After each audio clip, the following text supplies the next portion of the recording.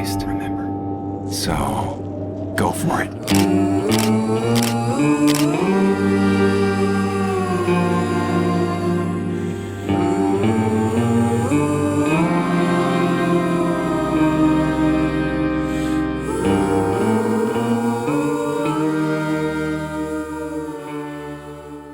Bah écoute JB, déjà, ouais, le titre de ta dernière vidéo, c'est Why I Fly. Donc pourquoi est-ce que je vole? Peut-être qu'est-ce qui t'a donné envie de faire une vidéo justement sur l'origine de ta passion?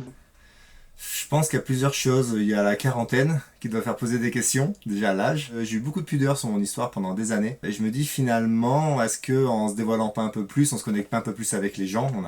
Je pense qu'on comprend mieux les gens quand on comprend leur histoire. Voilà. Et je m'étais dit, bah allez, enlevons un peu cette pudeur pour une fois. Puis moi j'aime bien, plus je vieillis, plus j'aime bien rentrer dans la profondeur des choses. Je déteste les easy talk et tu sais, cette manière de parler de la pluie, du beau temps, ça m'énerve. Et du coup, j'aime bien rentrer en profondeur et du coup, je me suis dit, bah allez, on peut dévoiler ça. Et puis si ça permet d'avoir le déclic pour une personne qui puisse se mettre à voler parce qu'il a cette sensibilité, ce partage, ben, je pense que ça vaut le coup. Carrément. Du coup, toi, tu es quand même assez connu pour tes vols de proximité. Donc, tu montres dans tes vidéos où tu rases des bâtiments, des routes, etc. Qu'est-ce qui t'a amené vers ça? C'est, je crois, le rêve de gamin. En fait, quand j'avais de voler, quand j'étais ado, je décollais de la cour de récréation dans ma tête. Ouais, j'allais voler dans la vieille ville qu'il y a derrière chez moi, du coup je passais entre les clochers. Donc c'est vraiment tout cet imaginaire qui m'a emmené à essayer de refaire ce que j'avais un petit peu dans ma tête avant de faire du parapente. Et en fait, le parapente nous permet de réaliser un peu ce rêve, et du coup c'était se dire, bon, on va essayer d'oublier un peu le parapente pour juste montrer qu'en fait on peut réaliser ce rêve-là. C'était le principe un peu de la vidéo. Ouais, c'est ça, parce que du coup, là, on voit même plus le parapente. Finalement, dans ta vidéo, il est plus là. Donc, tu te montres juste en train de voler, toi tout seul. Finalement, pour toi, c'est presque une frustration d'avoir une aile au-dessus de la tête? Bah carrément, ouais, c'est une énorme frustration d'avoir une aile au-dessus de la tête. Moi j'aurais préféré voler à la Superman, à la Peter Pan, un peu comme tout le monde, tu vois, quoi, comme tous les super-héros que j'ai vus depuis que je suis gamin. Du coup effectivement il y a ce truc là, déjà de montrer qu'est-ce que nous on vit quand on fait du parapente, c'est-à-dire qu'on passe pas notre vie à regarder notre aile, donc nous on ressent ce qu'on voit dans l'image, et puis c'est clair que demain tu me dis tu peux faire pareil sans ta voile, je signe. Direct. Et alors, peut-être du coup, on parlait de proximity flying. Donc, toi, tu arrives à ce que tes pieds touchent le sol, tu vois, en raclant la route, etc. Qu'est-ce que ça impose techniquement? En fait, mine de rien, alors on dit toujours en parapente, ce qui est dur en parapente, c'est le sol. C'est le côté où c'est un sport technique, il faut vraiment anticiper tout ce qui va se passer, donc il faut quand même pas mal voler pour anticiper aussi bien la masse d'air que qu'est-ce qui va se passer en trajectoire avec la voile. Donc ça demande en fait beaucoup d'automatisation, donc beaucoup d'heures de travail. Et une fois qu'on a accumulé un petit peu toute cette expérience-là, après la magie s'offre un petit peu à nous. Donc ce qu'il faut, c'est voler pour anticiper, beaucoup d'entraînement, et moi j'ai été un peu excessif dans mon entraînement plus jeune. Ça m'a permis d'ouvrir un peu ces portes-là. Comment est-ce que tu perçois l'accidentologie dans ton sport? Alors c'est intéressant parce que pendant 10 ans, moi j'étais sûr que si on faisait les choses dans l'ordre, on pouvait faire ce sport sans trop de risques. Je pense qu'effectivement on peut diminuer le risque au maximum. Après j'ai quand même eu un carton dans des conditions très fortes. Le souci c'est que mon mental, entre guillemets, je vais commencer à me croire peut-être un peu invincible. Je pense que c'est un peu quand on se croit peut-être trop fort, c'est là où on est peut-être le plus en danger. Ça reste un sport qui peut être, on va pas se le cacher, qui peut être à risque, mais il y a des zones qu'on contrôle quasiment à 100%. Le matin, quand il n'y a pas de conditions, quand c'est très calme, quand on a pris la météo, si on a un bon bagage technique, il peut quand même pas vraiment se passer grand chose, mais c'est sûr que quand on commence à jouer un peu plus avec les limites, jouer un peu plus avec les limites de notre niveau par rapport aux conditions, on s'expose à un peu plus de risques. Donc il y a quand même un aléa extérieur qu'on ne peut pas voir, qu'on arrive à maîtriser. Je trouve ça moins dangereux que la haute montagne personnellement. Je trouve qu'on a moins cette aléa de le serac peut tomber, on va mourir s'il tombe, on n'a pas le choix. Mais par contre, voilà, ça va être à nous. C'est un peu comme du ski hors piste un peu tout le temps. Et alors, tu peux nous expliquer ce qui t'est arrivé quand tu parlais d'un accident? Qu'est-ce qui s'est passé? Alors, ce qui est très marrant, c'est que je devais faire des images pour un documentaire, pour Netflix notamment. Et je devais expliquer, c'est une vidéo pédagogique, pour expliquer comment le thermique fonctionne. Et moi, je suis un parapentiste, et tous les parapentistes adorent faire du thermique et du vol de distance. Et moi, à l'inverse, j'aime bien m'amuser proche du sol, et j'aime pas trop forcément aller dans des conditions turbulentes et tout ça. Pour expliquer, j'ai attendu des conditions très fortes. Je suis monté dans le thermique, j'ai expliqué. En me rapprochant proche du sol, il y a eu un phénomène qui s'appelle le Dust Devil. C'est-à-dire, je sais pas si vous avez déjà vu, des fois, il peut y avoir des espèces de poussières qui peuvent partir sur un parking comme une tornade, un petit peu de poussière sur un parking, on le voit assez souvent. Et en fait, c'est un peu la bête noire des parapentistes. Il y a deux choses qu'on n'aime pas, c'est les nuages d'orage et les Dust Devil. Et au moment où je me suis posé, il y a un Dust Devil qui s'est déclenché et clairement, ça m'a fait perdre le contrôle et j'ai tapé le sol. Je me suis cassé le tibia, le coude et 5 vertèbres. J'ai mis, en bout de 4 mois, je sortais de l'hôpital. J'ai quand même mis, je pense, une bonne année et demie avant de pouvoir recourir normalement, on va dire. sur des plus longues distances et tout ça. Donc ça m'a pris un peu de temps, mais c'était que osseux. Je suis même plus gainé qu'avant. Donc avant j'avais mal au dos, maintenant j'ai plus mal au dos. Je me suis rendu compte que l'engagement, pas pour tout le monde, mais pour la majorité des gens, avec l'âge, ça va un peu s'estomper. Donc c'est-à-dire on a quelque part de plus en plus peur en vieillissant. Je me suis aussi rendu compte que cette peur, elle est associée au corps. C'est-à-dire que plus notre corps est fragile, plus on a une peur qui peut monter. Donc quand j'étais fragile, j'ai revolé après 4-5 mois, après mon accident. Et en fait, à ce moment-là, j'étais fragile à l'atterrissage, mon corps était assez fragile et du coup, j'avais assez peur de voler. Et dès que mon corps a commencé un peu à se remuscler, à avoir une proprioception qui tient la route et tout ça, à ce moment-là, mon niveau de confiance est vraiment remonté. Et puis il y a le mental. Et le mental, lui, même si moi j'ai une amnésie, je m'en souviens pas, mon mental, lui, il a pris un petit coup. Donc maintenant, j'ai conscience que je peux taper. Donc je mets un peu plus de réserve. Et alors peut-être si on revient un peu sur les évolutions du parapente, est-ce qu'il y a eu des grosses évolutions techniques ces dernières années? Les évolutions techniques ont été énormes, notamment dans ce qui est du light, le marché du light. C'est-à-dire qu'avant, des ailes, on avait du mal à descendre en dessous de 2 kg ou voire 2,5 kg. C'était assez dur pendant des années. Et quelques années, on a réussi à créer des voiles monosurface dans le milieu du parapente. Et du coup, les voiles maintenant, elles font moins d'1 kilo. Pour Benjamin Védrine, par exemple, on lui a fait des ailes à 800 et quelques grammes pour ce projet. Pour ce qui est de la montagne, ça ouvre vraiment des portes à Cham. Maintenant, tous, ils font leur XP, ils font leur grimpe et tout. Puis tous les soirs, ils redescendent tous en monosurface. Et ils reviennent à la maison comme ça, plutôt que de se faire 2 jours à descendre des grandes Joras. Un quart d'heure plus tard, ils sont à la bière. Et du coup, ça change pas mal vraiment pour le light. Et après, les ailes, globalement, volent de mieux en mieux, on va dire. Planent de mieux en mieux, mais ça fait pas mal d'années que c'est stabilisé sur la performance. La grosse évolution, c'est plutôt pour un parapente qui permet en fait de combiner avec d'autres activités, quoi. Avec l'alpinisme. Moi, je trouve qu'effectivement, c'est quand même l'engin de transport le plus léger au monde, finalement. Parce qu'un vélo, c'est plus lourd, un skateboard, c'est plus lourd. Un parapente, ça pèse moins d'1 kilo maintenant. Et du coup, effectivement, ça permet de se déplacer dans l'outdoor. J'ai l'impression qu'il y a eu vraiment l'arrivée en 15 ans. Où il y a 15 ans, c'était vraiment, fallait être spécialiste du snowboard, fallait être spécialiste de la rando ou ensuite du parapente. Et maintenant, il y a une croisée des sports. Il n'y a plus un sportif qui fait qu'un seul sport. Ils vont tous faire de la pentraide et d'ailleurs ils vont partir en ski, puis après ils vont partir en escalade, puis après ils vont partir en parapente. Et du coup, je trouve que c'est en train de se mixer et les athlètes qu'on aime bien maintenant, c'est des athlètes qui sont hyper plus réactifs, qui ont plein d'activités de cordes à leur arc. Je pense que les athlètes 2060, ça va être des pros de la montagne, on va peut-être plus dire c'est des pros du snowboard par exemple. Et alors toi, tu as été un des pionniers sur YouTube. Tu as été un des premiers en fait YouTubeurs dans l'outdoor. Qu'est-ce qui t'a amené vers ça en fait? Alors moi, il y a eu une inspiration qui était Danny McCaskill, qui était quelqu'un qui était très fort en vélo, qui faisait des vidéos hyper créatives, un vélo trial, donc quelque chose qu'on n'avait pas l'habitude de voir, qui était un peu décalé. Braking is, for me, one of the most enjoyable parts of riding bikes. I love the feeling of contact with the ground. You're completely modulating that feeling through your index fingers.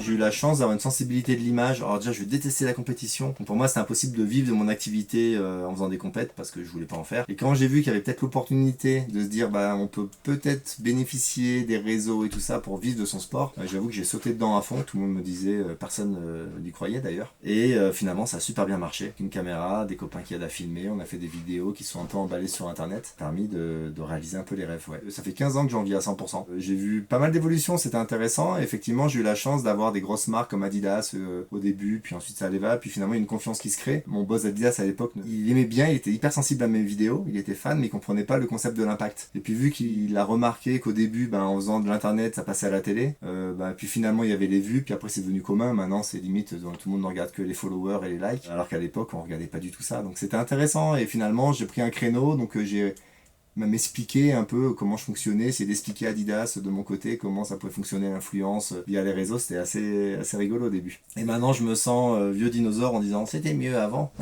quand il y avait encore des partages et quand il n'y avait pas TikTok qui mettait des algorithmes horribles. Je trouve que maintenant ce qui est bien c'est qu'il y a une viralité qui est revenue, qui avait un peu disparu à l'époque des vlogueurs, mais moi j'ai suivi 3 niveaux de communication. Il y avait à l'époque les gens partageaient ce qu'ils aimaient bien, ensuite les réseaux se sont dit ça on n'aime pas trop parce que finalement on nous cassait un peu notre business, du coup ça a été les vlogueurs, c'était à ceux qui postaient le plus, ceux qui étaient là tout le temps, donc on s'attachait à eux, on les voyait dans leur chambre en train de suivre tout ce qu'ils étaient capables de faire tous les jours et tout ça. Et ensuite il y a eu l'arrivée pendant le Covid de TikTok qui là était vraiment la captation de l'attention. Et c'est vrai qu'aujourd'hui on est dans des communications où pour que ça marche, il faut que ça capte l'attention, on n'est plus sur le qualitatif, on est vraiment sur le scotchage sur le canapé. Et toi du coup ça a conduit à une évolution de la façon dont tu vois toi tes vidéos?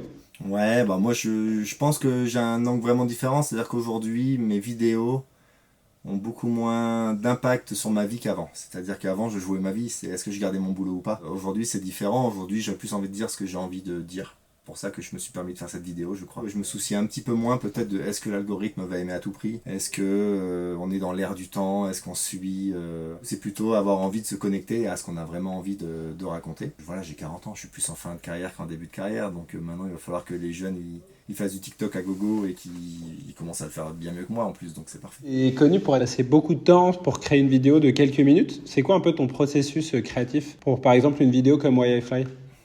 Alors le processus, ça va être déjà trouver les idées. Ensuite on fait des petits dessins, des petits storyboards. Donc au début j'écris avec juste des lignes. Une fois que ça se construit, je commence à faire le storyboard. Donc là, pendant le storyboard, on se rend compte de ce qui marche, de ce qui marche pas. Et c'est à ce moment-là où du coup je dois trouver les lieux, je dois trouver les actions, avec qui et tout ça. Une fois que le storyboard est fait, c'est beaucoup plus facile de le montrer à des partenaires pour qu'ils puissent nous suivre. Donc une fois que le storyboard est là, on va avoir des partenaires pour essayer d'avoir des financements, pour payer l'équipe, pour payer tout le monde. Et une fois que ça c'est fait, ensuite on fait la vidéo. On y passe beaucoup de temps. Notamment la dernière, c'était abominable. On y a passé un temps de dingue. Il y a le tournage qui va durer en général, c'est 3 semaines, c'est vraiment, en général c'est entre 20 et 25 jours consécutifs de tournage qui sont étalés sur 2 mois. Après c'est beaucoup de montage et moi je suis un peu un psychopathe du montage. Donc je monte moi-même les vidéos, là j'ai été aidé de mon collègue Tom, qui travaille avec moi et ensuite on a passé des mois ensemble à effacer les parapentes. Ça a été, je crois que c'était 4 mois de travail ou un truc comme ça, c'était horrible. 4 mois à 2. Moi j'ai toujours fait un condensé où je garde que le meilleur du meilleur et puis on est là à la demi-seconde et puis après on a même un processus, une fois que c'est fait, je le montre aux gens. Et moi, je regarde la tête des gens et je vois tous les moments où ils se déconnectent. En fait, je regarde comment ils réagissent. Et dès que je vois qu'il y a des ennuis et tout ça, je remonte. Et je peux le remonter un nombre de fois. Souvent, j'en suis à la version 45 à la fin ou des trucs comme ça, quoi. Donc toi, t'es quasiment à 2 mois la minute, quoi. Il te faut 2 mois pour faire une minute de contenu.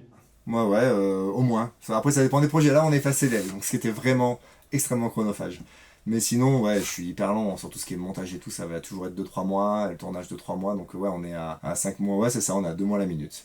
C'est marrant parce que tu prends quand même le contre-pied finalement d'une tendance, tu vois, à des vidéos qui sont peu montées, enfin type vlog justement dont on te parlait, donc quelque chose de finalement, comment toi tu te vois par rapport à ça? Est-ce que toi ça te tenterait après justement d'aller vers ce type de contenu?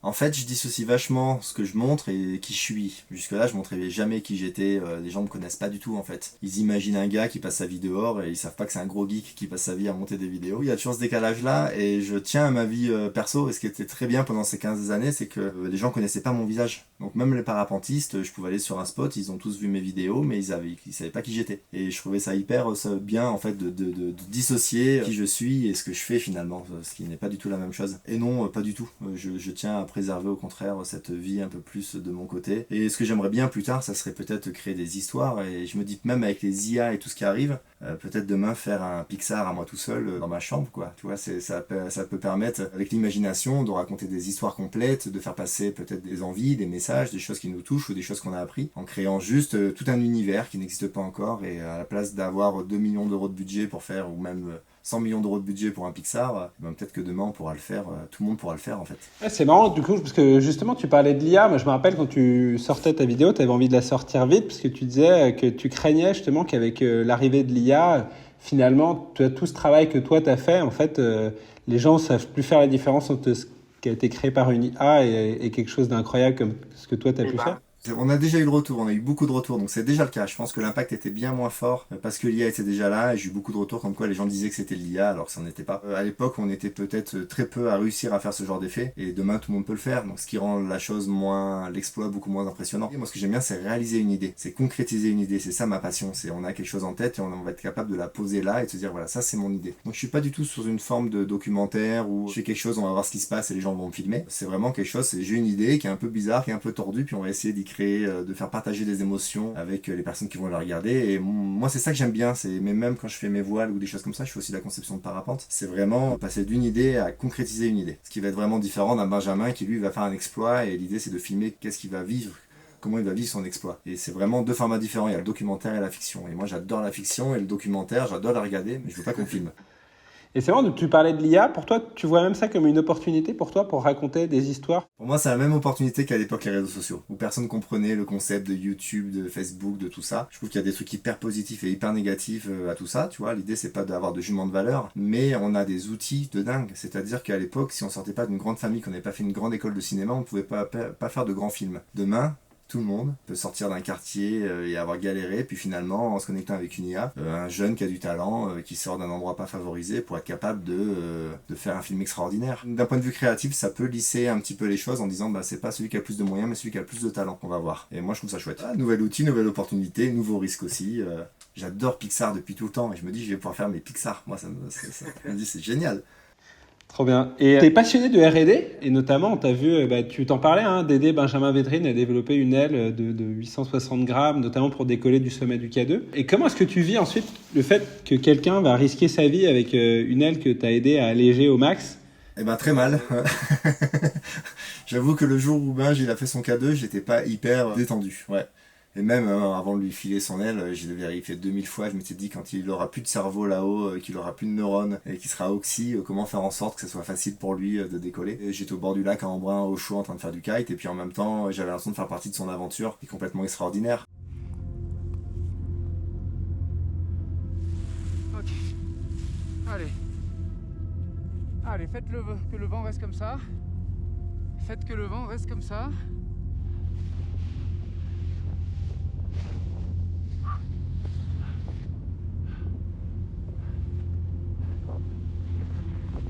Oh putain. Non.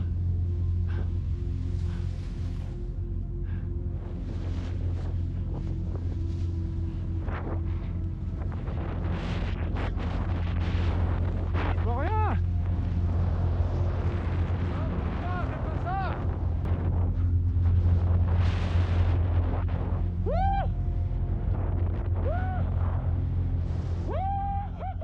Moi, c'est ce que je préfère aujourd'hui, c'est cette notion de partage quand même. Il y a toujours cette sensation de partager des émotions et de se dire créer un outil qui va permettre de faire des choses encore plus grandes à des gens qui font des trucs de fous. Moi, je trouve ça génial. Après, c'est sûr qu'il y a toujours cette partie de risque, de charge mentale. Après, des fois, je me pose la question, qu'est-ce qui est le plus dangereux? Est-ce que c'est plus dangereux de redescendre à pied d'un K2 ou de redescendre en volant? Aujourd'hui, j'ai un doute parce qu'il y a beaucoup de gens qui meurent à la descente. Je suis super fier, je suis super content et moi, ça m'excite à fond. Mais le jour J, effectivement, je faisais quand même pas le malin parce que on s'y attache à ce Benjamin, il est quand même adorable, il est trop gentil, il est insupportable, monsieur parfait. Il me semble que tu m'avais dit que tu es en train de créer une boîte. Justement, du coup, c'est une boîte, tu crées des ailes de parapente? Exactement, ouais, on est en train de lancer, donc c'est pas encore sorti, on est en train de lancer notre marque de parapente qui va s'appeler Plume Paragliders, qui devrait sortir les ailes ce printemps, et qui est spécialisée dans le léger. J'ai eu la chance de travailler avec des ingénieurs en structure et tout ça, je fais la conception depuis que je fais des vidéos de parapente, j'ai attaqué au même moment. Et c'est une autre passion en parallèle, et du coup j'ai eu la chance de côtoyer des ingénieurs en structure, en aérodynamique et compagnie. Du coup, on a récupéré de l'expérience, on s'est créé de nos petits logiciels et on arrive à faire des trucs super cool dans le light. Et alors, comment tu vis un peu, justement, c'est vraiment une aventure entrepreneuriale, là? Mais ouais, c'est exactement ça. Je me suis associé avec un copain qui s'appelle Thomas Pierre Bess. Et on a 3 autres copains là qui bossent avec nous. Et on essaye d'emmener nos plumes au bout du projet, quoi. Donc là, on crée nos ailes. On va les sortir ce printemps. Et puis ensuite, il faut le temps de se créer. C'est l'entrepreneuriat pur et dur. C'est un peu moins poétique que les vidéos. Mais c'est, créer un réseau et tout ça. Je trouve que le light, il y a le côté un peu, c'est la cape de super-héros. Quand t'as ton aile, tu la sens plus sur le dos et tout. Du coup, moi, il y a ce truc-là de me dire donner un peu une cape de super-héros à tout le monde, tu vois, c'est un petit peu ça le prochain challenge, quoi. Mais à t'écouter, j'ai presque envie de me dire qu'en fait, j'ai envie d'avoir une aile de parapente dans mon sac en alpinisme. Mais grave. Sauf si t'aimes bien descendre pendant des heures, voire des jours et prendre des risques et tout ça. Parce que du coup, le kiff, c'est même plus le sommet. Le kiff, c'est le décollage du sommet. T'arrives au sommet, t'es content, et quand tu décolles, le premier pas où tu décolles, quand t'es en haut de ta montagne, franchement, c'est ouf. Avant, les parapentes étaient très lourds. Donc, quand tu te dis, je dois redescendre avec mon parapente qui pèse une blinde, t'as moins envie d'y aller. Là, c'est plus facile de renoncer par rapport à l'encombrement. En fait, on le sent plus. C'est 4 litres, c'est moins d'1 kilo, donc du coup, tu le sens pas vraiment. Mais par contre, t'as toujours cette tentation de te dire, allez, dans 20 minutes, je suis en bas. Et puis, je suis assis, tu vois, et je profite du paysage, et j'ai une vue de dingue. Donc, il y a quand même tout ça qui est là, et c'est sûr que là, c'est à la sagesse du personnage. Il y en a des plus ou moins sages. Sachant que l'alpiniste et la sagesse, ça va rarement bien ensemble. Ils font croire dans les documentaires que c'est des gens sages, mais moi, je les croise dans la vie tous les jours à Briançon, ils font n'importe quoi. Un alpiniste, c'est aussi quelqu'un qui gère des risques en permanence. T'es tout le temps en train de gérer une balance de risques, donc mine de rien. Et comme tu disais, avec l'âge, T'as quand même une forme de sagesse qui, je pense, finit par arriver. Je pense que le souci de l'alpinisme que je vois, c'est pas un vrai souci parce qu'ils l'acceptent, mais en fait c'est l'acceptation du risque. Et nous on les voit quand ils se mettent au parapente, ils veulent même pas se former. C'est-à-dire que vraiment c'est prendre des risques énormes de pas se former et c'est prendre potentiellement un petit peu des risques quand on sait ce qui se passe. Et du coup je trouve que le truc de se dire allez je vais passer 2 semaines dans une école à passer des moments sympas avec un moniteur pour réduire mon risque d'accidentologie de peut-être je sais pas fois 20, fois 100, fois 50, je sais pas. Et le fait qu'ils le fassent pas, des fois ça m'énerve un peu. Mais après sélection naturelle j'aurais envie de dire.